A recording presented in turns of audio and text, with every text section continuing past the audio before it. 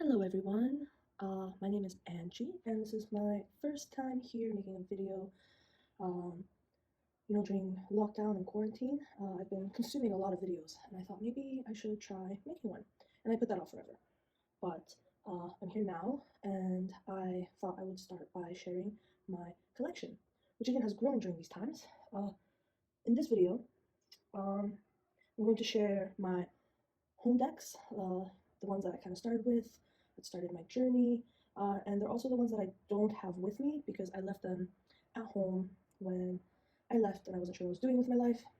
Still don't know what I'm doing with my life, but yes, those are at home. I'll use my iPad to show you some pictures. I haven't figured out this whole screen on screen thing yet, so I'm just going to pull up some pictures on my iPad.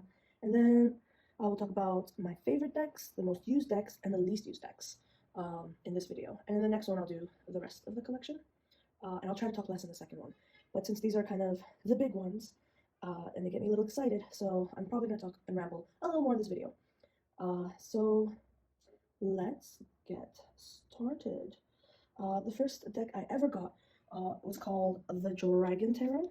The author was Terry Donaldson, but I can't find who the artist is, especially, I just can't read these tiny pictures here.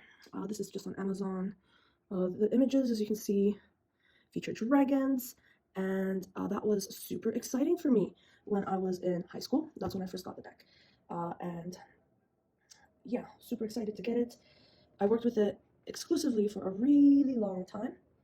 I even trimmed the edges and edged it to try and make it look newer when I was in university, give it like a bit of a lift. But when I first started, I didn't really know what I was getting into. I remember just memorizing the meanings for each card and using the deck that way. It was also one of the few really nice memories I have with my mom.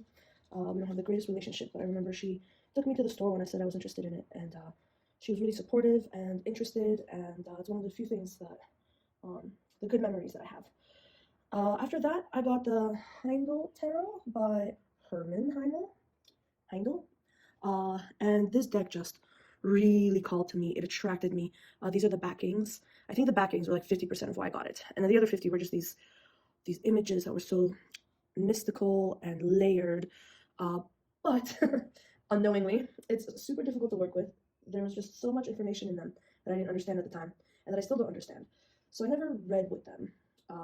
But every time I take out the deck, even to this day, when I am home, they just inspire me to learn something new. They're the ones that led me to read the I Ching and really get into that system that I truly enjoy. So that's that deck.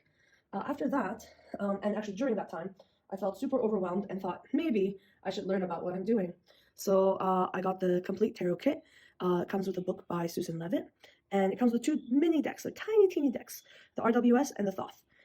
So I read that book. I studied those decks. Since then, I've gotten the regular size versions of these decks, just because the ones that came in the set were super tiny, and these ones I always have with me. They're just study decks. This is RWS and the Thoth.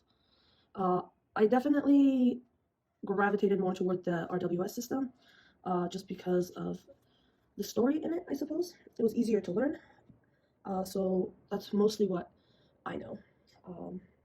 But I am still looking into the Thoth, and I do want to study it more deeply. So those are the decks that kind of got me through high school and some of university. Sometime in university, I also acquired the Shadowscapes Tarot by Stephanie and Barbara Moore. It was the author of the book. It's a beautiful deck, and now that I had my knowledge of RWS and some of a deeper understanding of the tarot, this deck was just beautiful and really nice to use. And then after university, life happens, work happens. I stopped reading tarot and using tarot for a while, and it wasn't until I came across Kim Krans's The Wild Unknown that got me back into tarot. So I'm sure we all know, well, maybe not everyone. Let me pull up an image. There you go. It's the image of The Wild Unknown. It's a nature-based deck. I love the colors. I love the very specific use of colors. I really enjoyed analyzing the line work. And weirdly enough, it didn't feel to me like it followed the RWS. I know it can, any deck can, if you look into it that way. but this one really helped me just intuitively read the colors and the lines and have that kind of that look to it. Like if I could, I don't have the artistic skills that Krans has. But if I could draw like what my mind looks like, it would be that kind of like scratchy line work. So I really connected with that deck. But those are all at home. So let's talk about what I have here. Starting with my 3 favorite decks. I have The Dreaming Way by Rome Choi and illustrated by Kwon Shina. I have, where did it go? The Cosmos by Great Art Labs. And I have The Golden Tarot by Cat Black. So these are my all-time favorite decks. My next section is most used decks, which are actually different than these. But I use these a lot, and they're my favorites for different reasons. The Dreaming Way I rebacked, finally, after years, because I just couldn't. It was giving me nightmares, these backings. I don't know. They were triggering. They were really bright green with these cockroach-like circles on them. But after I rebacked them, they're really thick. I still love them. I love them more even, because I can use them. And I pulled out some of my favorite cards here. So we have the Chariot.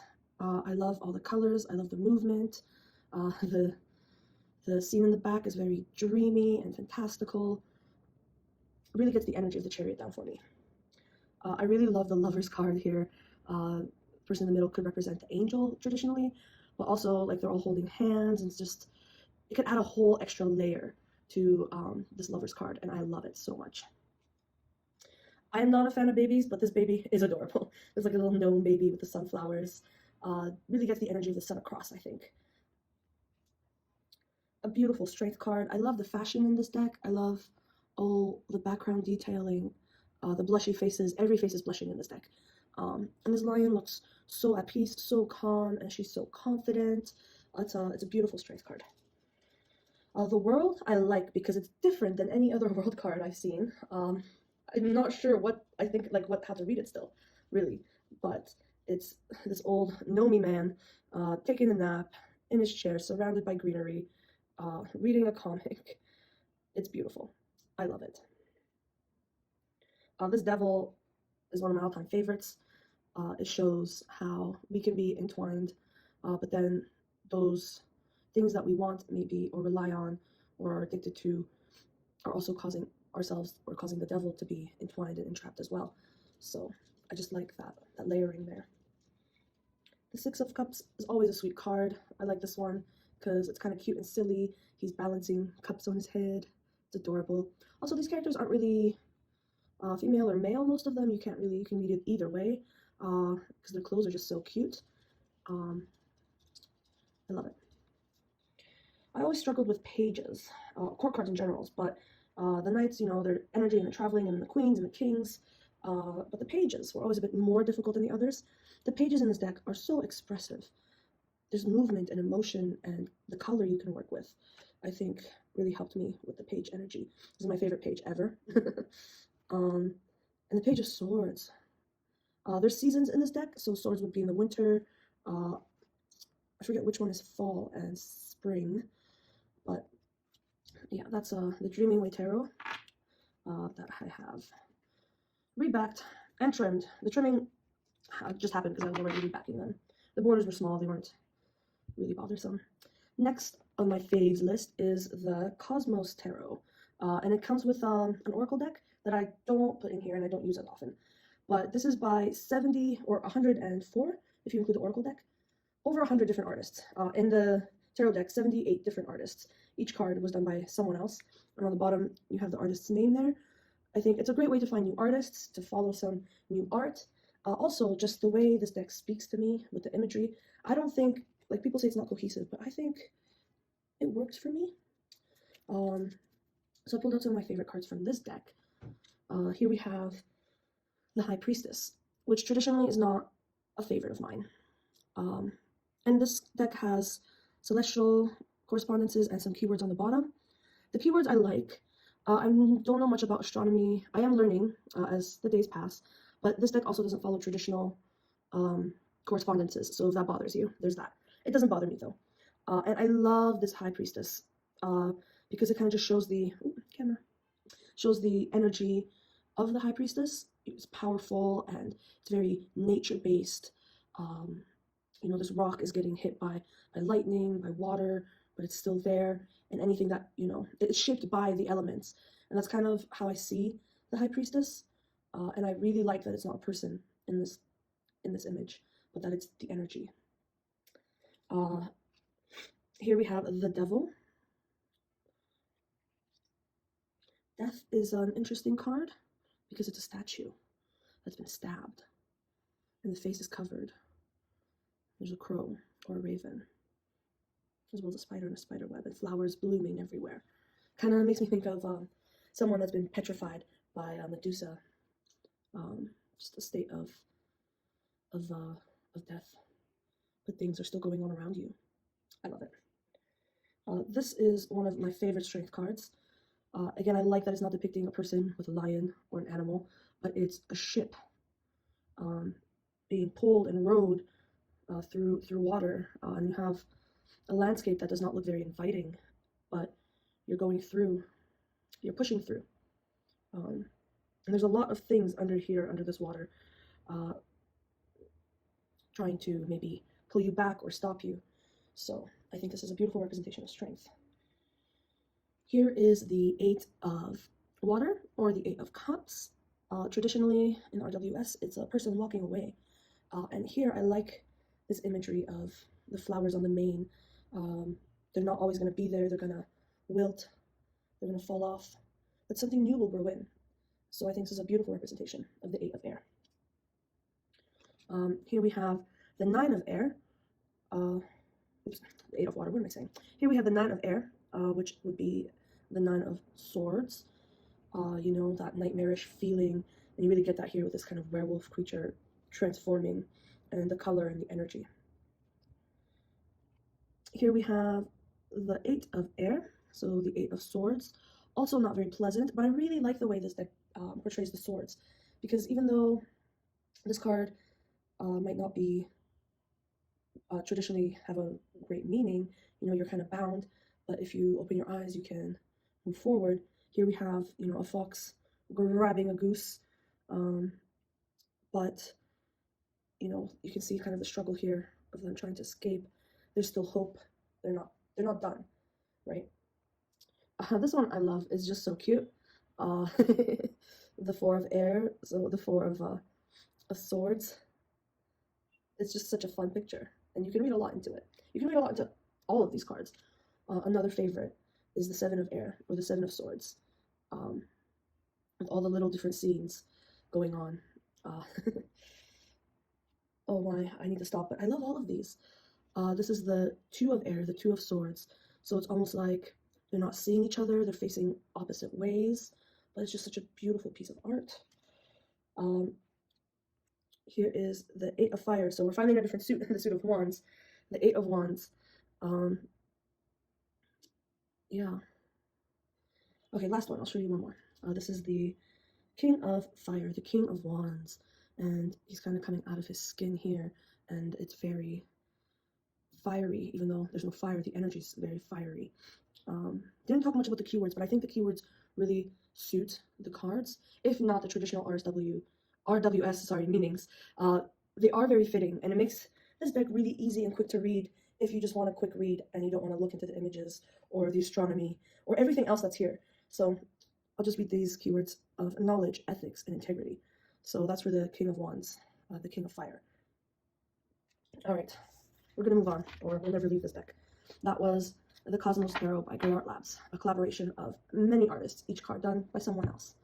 Finally, we have the Cat Black Golden Tarot, Cat's Black Golden Tarot. I love this deck. I've been drawn to it for ages, and then I finally got it. And it's just a really nice deck to come home to after a long day of work. And, you know, my eyes get tired these days, but this deck, nothing offends my eyeballs if they're tired, you know? The colors are nice and muted. This is a collage deck from Renaissance art, and it's, what was the period? I forget now. 1200s to 1500s? Oh, let me have a quick, I don't want to lie to you. Let me have a quick look. I should know this. It's from all the elements that were used to collage these images Yeah, we're from the 1200 to 1500s. So that was the Renaissance art period. And it's amazing, the collage work. I love looking into the paintings, the original paintings. Each card can be made up of several different elements. Like the magician, I remember he pulled up in a reading last night, has elements from 10 different paintings. The cup is from a painting, the knife is from a different painting. It's done really skillfully. And also they're just quirky and fun. Well, they're quirky to me. This cow over this page of swords. It's funny. They make me laugh. They don't offend my eyes. Um, they are very, like this Four of Wands. I love that it's not just two people or like a marriage or something love related. You have a whole community here and they're all celebrating. This Six of Swords just attracts me visually. It's more or less the same as the RWS, but just it's like it came off a tapestry.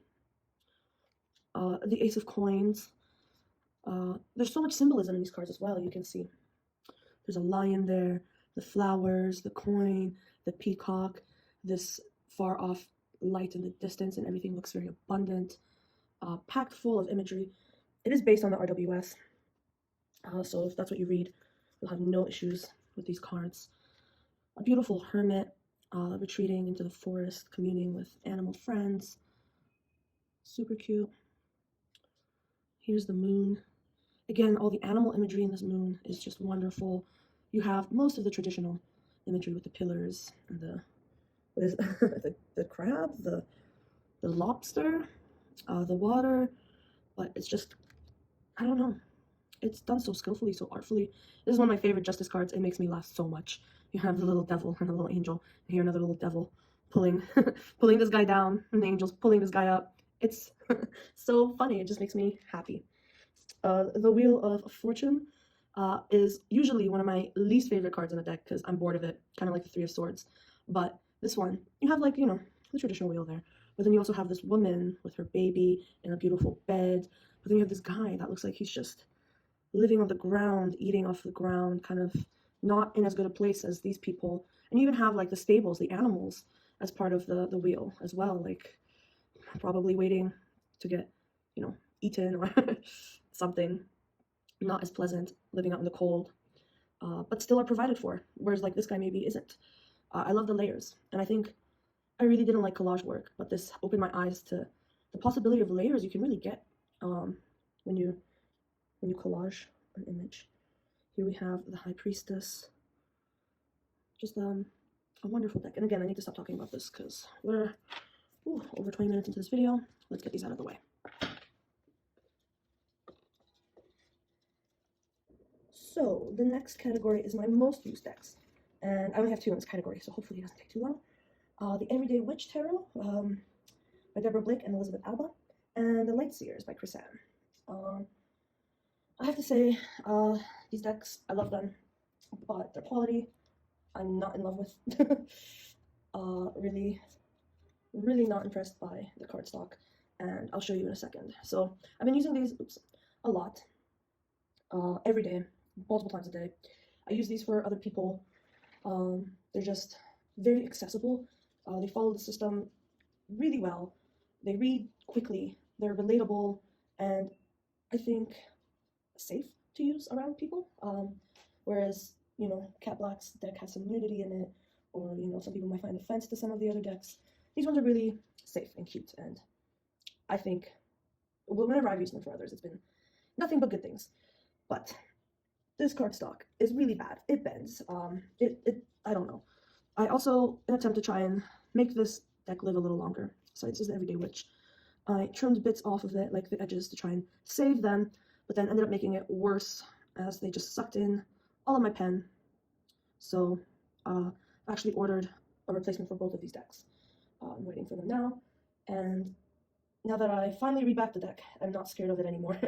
I think I will do the same for these two decks, because I don't want to keep replacing them. I don't want to keep giving money to these companies that are making cards that don't last. I don't know. But yeah, I've ordered replacements, and I plan on making them a little sturdier. For now, though, let's look at some of the cards and why I love them. This is the Temperance card, and this deck is so kitschy, and I thought, meh, I'll use it for Halloween, and then it just never left my hands. This is a beautiful balance card. Each card has a cat in it, and I love it. Some of the cats are doing amazing things as well. But here you have a person balancing themselves, doing some yoga, getting some peace.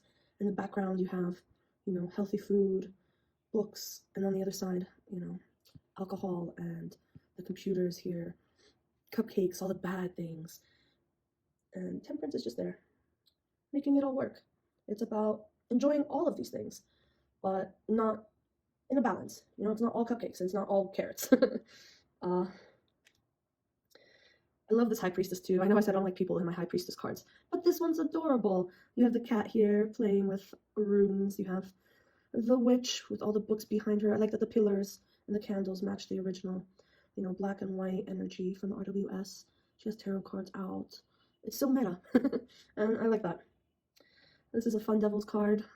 Creepy devil, but it does like a representation. And then you have the cats here trying to warn the people.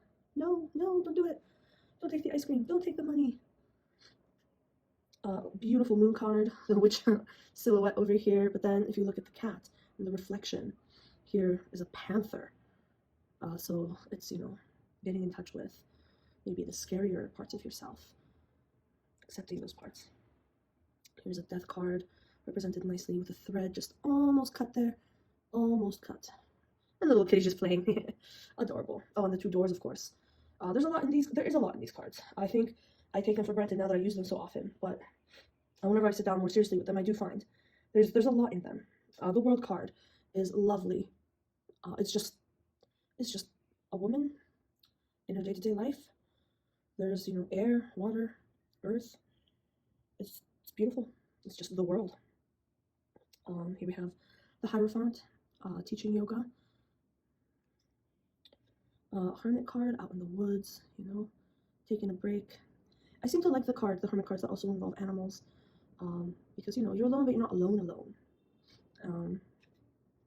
I like this chariot. I like the modern take that it takes, but unlike some other decks, it's not just a bicycle or just a motorcycle. You still have the white and black going in different directions. You still have that represented here. A beautiful 10 of Swords where the person depicted isn't dead. There's still hope. They're getting up, starting again. And the storytelling in this deck is quite nice.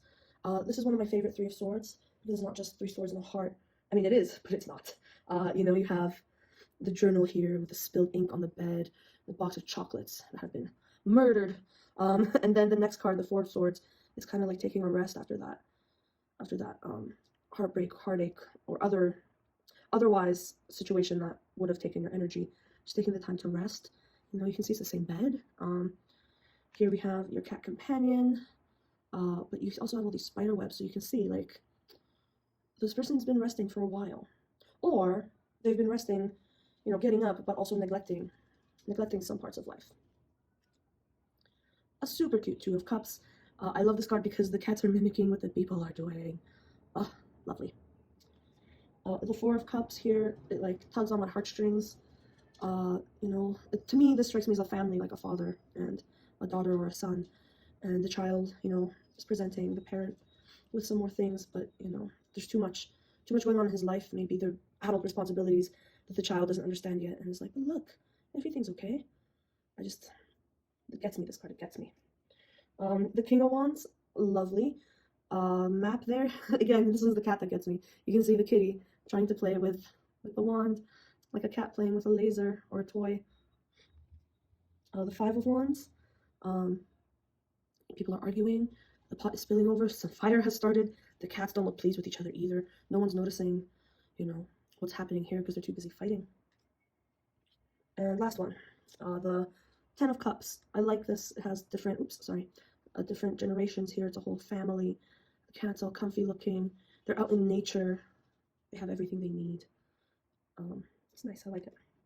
So that's the Everyday Witch Tarot that I am replacing because this one is on its last legs. And then we have the Light Seers, which I haven't had as long, but already the cards are less than great. But the cards that I do enjoy are the Lovers, just because of the passion, the color. I like the little callback to the Cupid here, but in this image it's just 2 people, the white hair. It's nice. I think the colors grab me more than anything. The Ace of Pentacles, sorry, Swords. It's all about the mind, and then you have all these equations written out. Kind of gives me a headache looking at it, but it's a good representation. The Page of Swords, again, I love it when there's a good page in the deck, and this one's adorable. You can see them reading, crossing, using the sword, and I can just imagine that these light bulbs will light up as more knowledge is attained. The Knight of Pentacles, I think, is usually my favorite knight, because he's so slow-going, kind of chill, and the mandalas on these pentacles are beautiful. It's just a nice image, and I think it captures the essence of the Knight of Pentacles. The Two of Wands just reminds me so much of myself, always looking out the window, planning my next move, you know, traveling around. Also, I'm really bad at replacing lights, so whenever lights go out in my place, I'll just go out and buy some fairy lights, hang them up, and call it a day. At one point, yeah, the living room, the kitchen, they were all just lit by fairy lights. And I really like this Ten of Swords. I know people, I don't know. I like it in the original version, the indie version as well. But this one's nice. You have the crows or the ravens are the ones representing the swords, and you have them there over this person. And then you see the barren landscape, and they are alone. So I feel like it gets the emotion of the Ten of Swords out without the kind of negative imagery. And again, this is why I like using this deck for other people that might not appreciate or know much about tarot. So this is a much nicer way to get at the meaning without, you know, scaring people. The Five of Swords is fun because it's almost like you're seeing the loser's point of view. In the traditional RWS, you see the victor walking away with swords, but here, you know, you can still see the victor out here, and there's, like, you know, the four swords over here above him. But we're really stuck with this image of this man that looks a little beaten, with his one sword, his one bird still with him. So I like that this is taking a different point of view. And then this card is the one that sold me on the deck. I love it. The Eight of Swords. You know, she's not bound in real life. In real life, she's free, but she feels in her mind that she's trapped and she's all tied up. And yeah, I also kind of, again, image-wise enjoy that the four swords or the four birds are in the mirror, and you assume that they would also be here, but they're not. I just visually really enjoy that. So yeah, that's the Light Seers, which is also getting a bit beat up despite not being that old, and I'm unhappy, so dealing with that. Next up is my least used decks. So we have the Monstarot by Joanna Nelson, and I'm a little bitter about it because I've been wanting this deck for so long. It was out of print, it came back into print, I got it. I did not realize, and that's on me, how ginormous they are. I have really small hands. You can see they take up the whole card. That's my hand. The entire card is my hand. So they're hard to handle, but I can manage them. Then this cardstock is like cardboard, and I've already bent properly bent one. So cute deck. Don't appreciate how they can't shuffle. So I don't use it that often because I'm just scared. I'm really scared that I'm gonna bend another card. I think I might just use them maybe like an oracle deck, pull a card a day, not handle them too roughly. I do want to use them more, I just don't. Pagan Otherworlds by Uusi, Uusi, and it's a beautiful deck. It comes with some extra cards. It comes with the Seer and these moon phase cards. Unlike the Monstarot, this cardstock is lovely, super easy to shuffle and handle, a little slippery maybe. And they have that that finish, that beautiful linen finish to them, and I love the imagery. This strength card's beautiful. They're all beautiful. They're all oil paintings. All this chariot really also gets the energy of the chariot for me. Oh, there they go slipping. I think maybe I love this with the skull for the Ten of Swords. But then you have to look, there's roots down here. And the plant, but the plant is thorny. Like it's a beautiful deck. All the meanings are here. It follows the traditional RWS system. Even though they're pippy, they have, you know, clues, illustrational clues to help you. So it's not that I can't read it. I feel intimidated by it. Maybe it feels too grown up for me. But yeah. So least used doesn't mean that I don't like the deck. It just means I don't use it. Oh, there is one that I hate, and we'll get there eventually. I'll leave that one for last. Next we have the Sakki-Sakki Tarot by Monicka, Clio. So sorry about your last name, but this is a gorgeous deck. A gorgeous deck. It comes signed, it's very nice. Also has an extra card called the Artist, and it is a very artful deck. Like, I wouldn't call it abstract, although it is, and it's not. I would just really call it artful. And I love what the colors and the line work and the funkiness trigger in my mind, but I'm not always in the mood. Like, when I want to create something, this is a great deck. But when I don't, it almost seems like it wants to push me to do something. It's a little pushy, maybe. I like this Nine of Swords. You have the bed here, the 9 swords, but then in the background with this ink work, this very simple line work. It's almost like a window into the mundane, or like a window into the dream or nightmare. It's quite cool. So, it's a nice deck, and I do use it, but not that often. The cardstock is also cardboard. You can see like where the lines were punched out from the cardboard. But at least it's shuffleable, and I appreciate that. Next up is the Slow Tarot by Lacey, Bryant. Lovely, lovely deck. When I got it, I thought I was going to use it every day, and it's going to be the only thing in my life, but that is not the case. And I've come to the conclusion it's because I went through the deck, I went through the images, and it's about an even match of things that I'm comfortable with and things that make me feel uncomfortable. So it's great for when I'm ready to face those things, but that's not for every day. Judgment, being yourself, looking in the mirror. What was this first card? Oh, it comes with the world is the universe here. I like that. Strength is beautiful. Traditional. This does follow the RWS very traditionally. You can read it easily. The Tower card, I like the take on it of it being a card tower. You can rebuild it.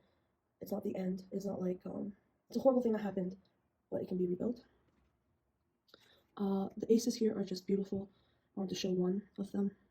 I take the whole card up, and they're all very elaborate and gorgeous. Also oil paintings, I believe, and it took a number of years to complete. Maybe 6, if I'm remembering correctly. I like this 2 of coins. It's very modern. The water's spilling over. She's thinking about something she probably forgot.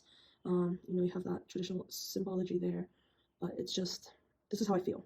Like, this invokes the feeling of the 2 of coins for me. Here we have the Thief card, the 7 of swords. The moon is here. I like the 2 entrances here, and you have the wolf and the dog. There's a greyhound in this one. It's absolutely stunning. The 6 of swords. Going towards something new, something you think will be better, but there's all this you have to get through, and you just never know. Maybe when you get there, there'll be a storm. The 2 of wands just, very simply portrays that idea of traveling. I like this take on the 10 of coins, where it's just stuff. And in this deck, the coins are very material. Like, they portray a lot of material things, so I like that. It was a theme that was continued through the deck.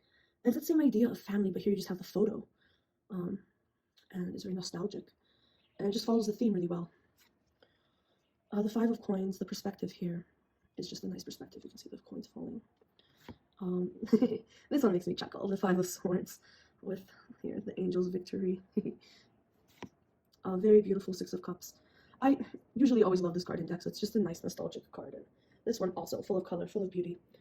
6 cups here with all plants inside of them, which means they've probably been there for a while. It's fun. A little tiny elephant statue. The detail. You can always find something to read off of. One of the cards that makes me uncomfortable, Temptation, which I think is the devil in this deck. It's about consumption and consuming too much, and it's also why I'm making this video, so that I feel like I contributed and not just consumed a bunch of videos, but just too much of everything. But even though I understand what it is, looking at it still makes me kind of uncomfortable, and that's something to deal with, I'm sure. The Temperance card I enjoy. I've been a server and a waiter before, for a while, for over 2 years. So I get that feeling of, pouring into the cup, not too much that it's going to spill over, and has to be the right temperature, and I have to remember which tea exactly it was, So about balancing everything, everyone's wants and needs, I feel that. The 3 of Wands here. This deck is very shadowy for me. I'm sorry about all the movement. I need to find a better way to put my camera. But for me, it's a very shadowy deck. Like, here you have like these long shadows that are attached to the legs, and it looks almost creepy. Like, even the positive cards are quite creepy to me. Here we have the Seven of Cups again. Talking about creepy. You know, the cups hanging from the tree in this dark image. I like it, but it is, for me, a bit darker. And the Page of Coins. Super cute, super suitable. You know, she's starting her own business and it's just a little lemonade stand, counting her coins. Yeah, so that is the Slow Tarot. I like it. I don't use it that much. And again, I think it's because the images here, like, they kind of equal out the ones that I like and the ones that I get to the ones that maybe I don't like as much, the ones that creep me out a bit, and the ones that perhaps take a little longer to interpret. So it's not a deck I can read quickly and easily, but it's also not a difficult deck. So it doesn't fall into either category. Maybe that's why I haven't found a place for it. Next up is the Queen Alice Tarot by Dame Darcy. Beautiful deck. I don't use it very often because it's a themed deck, which means I have to be in a very Alice mood. And I don't know, this deck is just the story for me. I can't read outside of the story. So if I'm not feeling Alice-y, then this deck doesn't come out. The Devil here, Jabberwocky. I like it. I like it a lot. Tweedledee and Tweedledum kind of arguing, bound. You know, maybe if they stopped, they could find a way out. I'm not even sure if they are bound. The chains are just kind of like strewn about. The Moon. Really fun. Makes me laugh. The crabs there. And this guy fanning himself. Fun deck also. Temperance, you know, this is another story point. I guess you should know the story. Not the Disney movie, but, you know, the actual book. Look through the Looking Glass. Give it a read if you want to work with an Alice deck, because I think it helps. With the cohesiveness of the deck, with the story. I love decks that have a story. You know, here, where she's becoming bigger and smaller, depending on which one she eats. That's Temperance. To find a balance, get that right size. I love this Hermit. I love this Hermit. It's perfect. And the thing about being part of a story is you don't even have to really think about why. You're just like, yeah, I get that. The Page of Swords here, brilliantly slaying the Jabberwocky, or trying to. Yeah, it's all in your mind. Not the slaying, but trying to cut through the the mess, I guess, in your mind. If you ever read the poem, it's a mess. It's a hot mess. I love it. The Ten of Swords, Humpty Dumpty, very fitting. Maybe the blood didn't need to be there, but it's fine. The King of Cups, Mad Hatter, very suiting, very fun, very mad. The Queen of Cups, of course. The Page of Cups, yeah, saying drink me. You have to learn, gotta learn. Still a page, and then, you know, here's the tea party. So, oh, I wanted to show an ace because the aces are also very gorgeous. I love all the randomness around them. Again, I can go through it and be like, oh yeah, I love that part of the story, but I'm not going to. So nice deck. I think for me, I can make it work with the story. I don't think anything in here bothers me, or I think that it doesn't belong enough to make me not want to use it, if that makes sense. I'm sorry, I'm blabbering. Oh my goodness. I am blabbering way too long. Okay, last deck, and then this video is done. I'll do the rest in another video, and I won't talk as much. That is something I'm making myself promise. This is the one. This is the one I don't use, and the one I don't like. And yeah, the box is broken. That's not a big deal. Can take that down. The cards are fine, but it comes with an extra card of the fountain. Meh. More oil paintings. I feel like they can't all be oil paintings, but I'm pretty sure it is. Beautiful paintings. Like, I love this for the Four of Coins. Very suiting. Beautiful ace. Really one of my favorite Nine of Swords. This feeling of creeping up. The hands on the sword as you're taking the swords away. So, you know, it's theft, but you're also hurting yourself somehow. Or you'll get caught. You know, someone's gonna look at your hand and be like, did you see this steal the swords? No, I didn't, but like your hand's all cut up. So again, here the swords are helping you on your way. Like, it's the accepting of the help and going on your way. Two of Swords. It's my favorite card in the deck. It looks like chopsticks and those little like medicine balls, trying to like do both things with one hand. Anyway, what was I getting at? I hate this deck. I know I just said I love all those images, and I do. Like, they're beautiful images, but honestly, they cut my hands. I don't know what it is with these cards. They're so sharp. It almost matches the kind of cool feeling of the images. The cardstock's kind of sticky, and maybe that is again because of the gilding. I'm not sure. And I don't feel like I get anything out of this deck that I can't get somewhere else.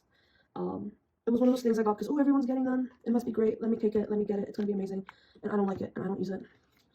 when I look at the images, I like the images, but then I never look at the images. Like if it's in this box, it's not coming out. So if you're still here and you watch this video, thank you for being with me. I'll do the rest of the collection in a separate video, and I won't blabber on as much, I promise. And if you want this deck, I will give it to you. I think it has good things to offer, just not for me. And a lot of people have connected with it, and it's older now, so maybe you have it already. But if you don't, and you want it, let me know, because I would love for someone to enjoy it. Thank you for being here with me today. I apologize for any strangeness in the video. I'm still very new. I'm gonna try and do better next time. I want to do some tags. Maybe the favorite majors, my favorite majors tag. That seems interesting. And I just want to be more present in the community. More tangibly present, I suppose, because I'm present, but invisibly. So we'll see how that goes. I'm a bit of a hermit myself, but I'll try. Anyway, thank you if you're still here. And if you want this, let me know. Also, take care, stay safe, and see you next time.